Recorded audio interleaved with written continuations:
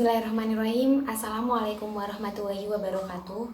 Perkenalkan, nama saya Isma Tunisa, absen 4 dari kelompok 2. Di sini, saya akan menjelaskan tentang psikologi agama dalam lintas sejarah. Menentukan waktu yang pasti tentang kapan agama pertama kali diteliti secara psikologi memang agak sulit. Sebab, dalam tiap agama telah terkandung di dalamnya pengaruh agama terhadap jiwa. Dalam kitab-kitab suci, setiap agama banyak menerangkan tentang proses jiwa atau keadaan jiwa seseorang karena pengaruh agama. Dalam Al-Quran misalnya, terdapat ayat-ayat yang menunjukkan keadaan jiwa orang-orang yang beriman atau sebaliknya, orang-orang kafir, sikap, tingkah laku, doa-doa. Di samping itu juga terdapat ayat-ayat yang berbicara tentang kesehatan mental, penyakit, dan gangguan kejiwaan, serta kelainan sifat dan sikap yang terjadi karena kegoncangan kejiwaan sekaligus tentang perawatan jiwa. Contoh lain adalah proses pencarian Tuhan yang dialami oleh Nabi Ibrahim. Dalam kisah tersebut, dilukiskan bagaimana proses konversi terjadi. Dalam kitab-kitab suci lain pun, kita dapati proses dan peristiwa keagamaan, seperti yang terjadi dalam diri tokoh agama Buddha, yaitu Siddhartha Gautama. Atau dalam agama Shinto yang memitoskan kaisar Jepang sebagai keturunan matahari yang membuat penganutnya sedemikian mendalam ketaatannya kepada kaisar, sehingga mereka rela mengorbankan nyawanya dalam Perang Dunia II demi kaisar. Bahkan, mereka melakukan harakiri. Pengertian psikologi agama sebelum abad 19 telah ada dalam karya-karya ilmuwan muslim. Dapat disebut sebagai contoh adalah Muhammad Ishaq bin Yasar pada abad ke-7 Masehi, yang berjudul Al-Sujar wa Al-Maghazi. Di dalamnya memuat berbagai fragmen dari biografi Nabi Muhammad SAW atau Risalah Hai bin Yazkan fi Asror Al-Hikmah Al-Musharikiyat yang ditulis oleh Ibnu Tufail pada tahun 1106 sampai 1185 Masehi yang membahas tentang proses keagamaan seseorang.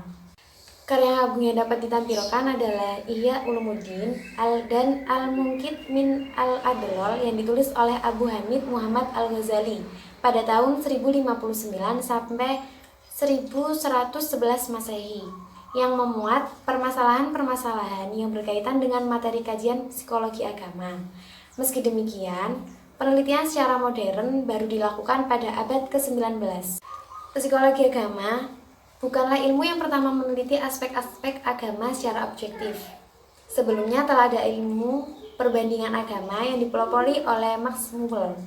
Dalam kenyataannya, setiap orang mempunyai tata nilai yang tersusun secara sistematis. Tata nilai tersebut menyangkut nilai-nilai keagamaan dan nilai iman yang mempengaruhi hidup pribadi maupun struktur serta budaya hidup kemasyarakatan.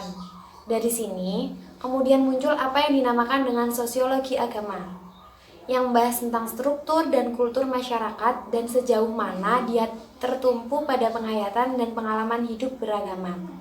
Di antara tokohnya adalah Ibnu Khaldun, Max Weber, dan sebagainya. Baru kemudian muncul psikologi agama, yang mengkaji pengalaman-pengalaman agama dalam hubungannya dengan tingkah laku manusia. Sekian penjelasan dari saya, semoga bermanfaat. Wassalamualaikum warahmatullahi wabarakatuh. Assalamualaikum warahmatullahi wabarakatuh. Perkenalkan, nama saya Siti Nur Alia dari kelompok 2. Di sini saya akan melanjutkan materi tentang psikologi agama. Pembahasan kali ini yaitu kajian psikologi agama di kawasan barat. Dalam kurun waktu 2 dasawarsa terakhir ini terlihat adanya fenomena peningkatan kehidupan beragama yang hampir merata di seluruh dunia. Di negara-negara timur, di mana kehidupan beragama sudah bertradisi, timbul semangat baru dalam kehidupan beragama di kalangan generasi muda. Masjid, gereja, sinagog, vihara, dan tempat ibadah lainnya banyak dibanjiri oleh kaum muda. Di Indonesia, gejala ini ditunjukkan dengan semakin maraknya kegiatan-kegiatan keagamaan di kampus-kampus. Sedangkan di negara-negara barat yang dikenal sebagai negara sekuler, ternyata beragama juga berkembang pesat.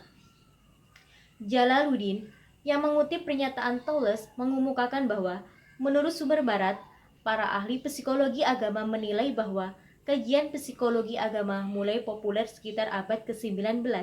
Sekitar masa itu, psikologi yang semakin berkembang digunakan sebagai alat untuk kajian agama. Kajian semacam itu dapat membantu pemahaman terhadap cara bertingkah laku, berpikir, dan mengemukakan perasaan keagamaan. Menurut Toules yang dikutip Jalaluddin, sejak terbitnya buku The Varieties of Religious Experience tahun 1903 sebagai kumpulan dari materi kuliah William James di 4 universitas di Skotlandia, langkah awal dari kajian psikolog agama mulai diakui para ahli psikolog dan dalam jangka waktu 30 tahun berikutnya. Banyak buku lain diterbitkan sejalan dengan konsep-konsep yang serupa.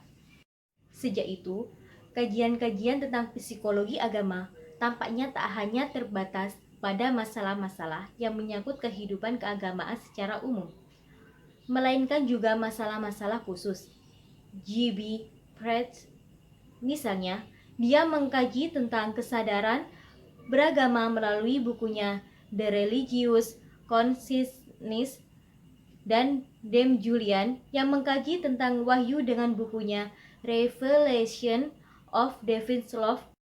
Sebagaimana telah dikemukakan di atas, bahwa psikologi agama dapat dirujuk dari karya penulis barat, antara lain karya Edward B. Taylor yang memuat kajian mengenai agama, suku-suku primitif.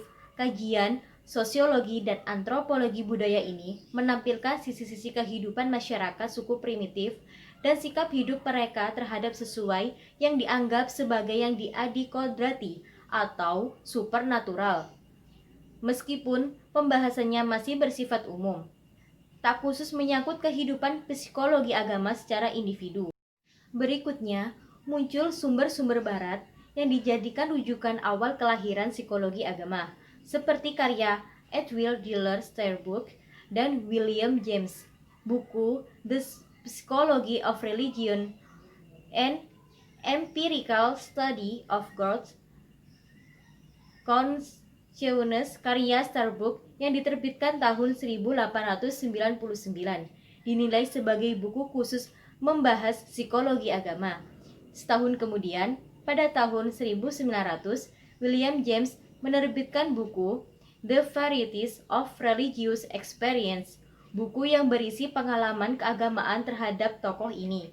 Kemudian dianggap sebagai buku yang menjadi perintis awal kelahiran psikologi agama menjadi disiplin ilmu yang otonom. Psikologi agama diakui sebagai disiplin ilmu cabang psikologi, seperti ilmu-ilmu cabang psikologi lainnya. Demikian pembahasan yang dapat saya sampaikan. Kurang lebihnya saya mohon maaf dan saya ucapkan terima kasih. Wabillahi taufiq wal hidayah, waridho wal inayah. Wassalamualaikum warahmatullahi wabarakatuh. Sebelumnya, perkenalkan nama saya Lailatul Zuhroh, absen 6. Di sini saya akan menjelaskan kajian psikologi agama di kawasan timur. Perkembangan psikologi agama di kawasan timur dilihat cenderung berat sebelah berdasarkan akan kaya muatan persoalan yang berkaitan dengan kajian psikologi agama. Diperkirakan masih banyak karya-karya ilmuwan muslim yang berisi kajian mengenai permasalahan yang serupa, namun karya-karya tersebut tidak sempat dikembangkan menjadi disiplin ilmu tersendiri seperti halnya yang dilakukan oleh kalangan ilmuwan barat, karena sejarah pun mencatat betapa besar pengaruh peradaban Islam terhadap perkembangan ilmu pengetahuan modern di barat pada abad-abad sebelumnya. Ada beberapa alasan yang dapat menjadi mengapa ilmuwan muslim tidak dikembangkan menjadi ilmuwan tersendiri pada masa itu, yaitu A. Sejak masa kemunduran negara-negara Islam, perhatian para ilmuwan terhadap kepentingan perkembangan ilmu pengetahuan menurun karena disibukkan dengan permasalahan politik negara yang tidak stabil. Yang B, karena adanya penyerangan bangsa Mongol ke pusat peradaban Islam Baghdad dan kekalahan Islam di negara Andalusia yang berakhir dengan terjadinya pemusuhan karena karya ilmuwan Muslim, karena sebagian dibakar dan diangkut ke barat, kemudian kitab-kitab yang berbahasa Arab diganti dengan bahasa mereka sendiri, yaitu bahasa barat, yang pada akhirnya terjadi kehidupan fatalisme pada kaum muslimin. Yang C, sikap kurang terpuji dari para ilmuwan barat sendiri. Mereka kurang menghargai karya-karya para ilmuwan muslim. Kemudian yang D, karya-karya ilmuwan muslim pada zaman klasik umumnya ditulis oleh para ilmuwan yang di zamannya disebut dengan berkonotasi seperti keagamaan, seperti mufasir, ahli tafsir, muhaddis, ahli hadis, fuqaha, ahli fikih, ataupun ahlul hikmah, filosof, sehingga karya mereka seakan-akan ilmu-ilmu yang murni agama Islam. Yang E, kaum muslimin memandang bahwa kecemerlangan peradaban Islam dianggap sebagai suatu bentuk pemuncatan abad, sehingga membuat mereka terlena dan tidak merasa pada meningkatkan lebih tinggi lagi, sehingga ia terlalu berkonsekuensi pada pemahaman modal harta pada bidang-bidang tertentu, sehingga membuat mereka atau kaum muslimin merupakan bidang-bidang yang lain.